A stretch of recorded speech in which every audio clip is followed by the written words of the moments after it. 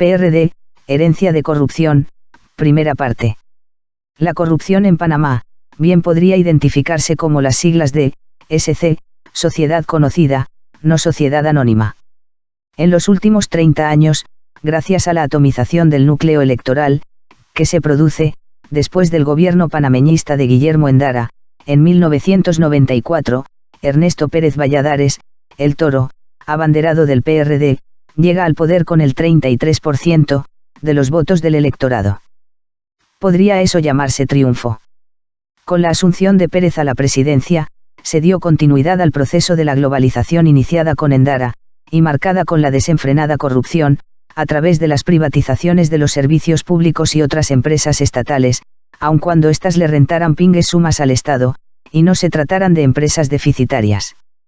Pérez Valladares, el mismo del puente Vandecámetro, durante la dictadura militar, posteriormente sería señalado, por embolsarse millones de dólares durante los procesos de privatización, de las empresas estatales Ireintel, los puertos, la construcción del Corredor Sur, y quien mediante empresas y testaferros, se quedó con concesiones de salas de máquinas tragamonedas y casinos, sin pagar un centavo de derechos de llave al Estado. Ahora pagamos más por dichos servicios públicos y, cientos de millones de dólares, salen al exterior cada año, para engrosar las cuentas, tanto de las operadoras administradoras de casinos, como las de los execrables políticos, que despojaron al fisco nacional de un beneficio rentístico. Pero es preciso aclarar que dichas privatizaciones y actos, no habrían sido posibles sin un gabinete y colaboradores, que aprobaran con una mayoría legislativa complaciente, dichos actos, y entre los cuales destacaron, por sus intervenciones Carlos Vallarino, Elías Castillo, César Pardo, Denis Arce, Juan Manuel Peralta, y Balbina Herrera entre sus más enconados defensores. Los mismos que hoy claman unidad, para poder seguir la fiesta. Si con las empresas privatizadas llovía, con los puertos no escampó. En 1997, una agencia del gobierno federal de Estados Unidos, amenazó al gobierno con adoptar sanciones por la falta de transparencia, en la adjudicación de los puertos de Cristóbal y Balboa. Pérez Valladares, acabó con las leyes sociales de vivienda y trabajo, aprobadas por el gobierno militar, como fue el caso de los decretos que profirió, para anular los beneficios de la Ley 93 de 1973, y elimina la protección que da dicha ley a los arrendamientos que fueran superiores a 150 balboas, vigente hasta el día de hoy, cuando el mínimo no baja de los 600 balboas, y que tampoco su copartidario, Martín Torrijos, se preocupara en restablecer. Siendo presidente, impulsó en la Asamblea una serie de reformas constitucionales, para permitir su reelección presidencial por otros 5 años, la que en caso de promulgarse, él sería el primer beneficiario. Con la finalidad de incrementar apoyo político a su aventura reeleccionista, convenció a Ricardo Martinelli, uno de sus colaboradores de campaña, que fundara su propio partido, y así nace Cambio Democrático, siendo la mayor parte de su membresía inicial, gente del PRD.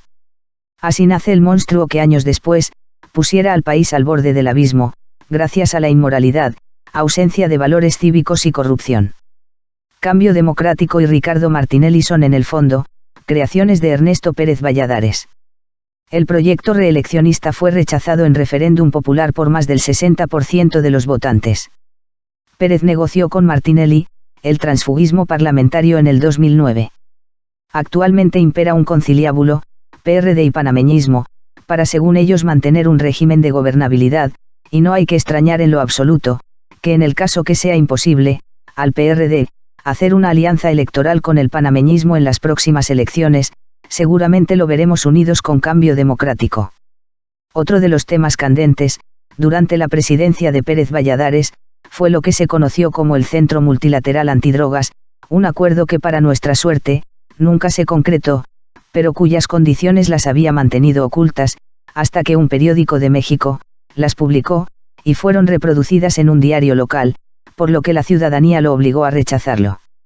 Malparado en su intento reeleccionista, y por un sonado escándalo, iniciado con las declaraciones incriminatorias, de su ex jefa de Seguridad Nacional y Defensa, sobre la presunta venta de visados ilegales a inmigrantes chinos con destino a Estados Unidos, para financiar el presupuesto presidencial, el gobierno norteamericano le prohibió la entrada a los Estados Unidos.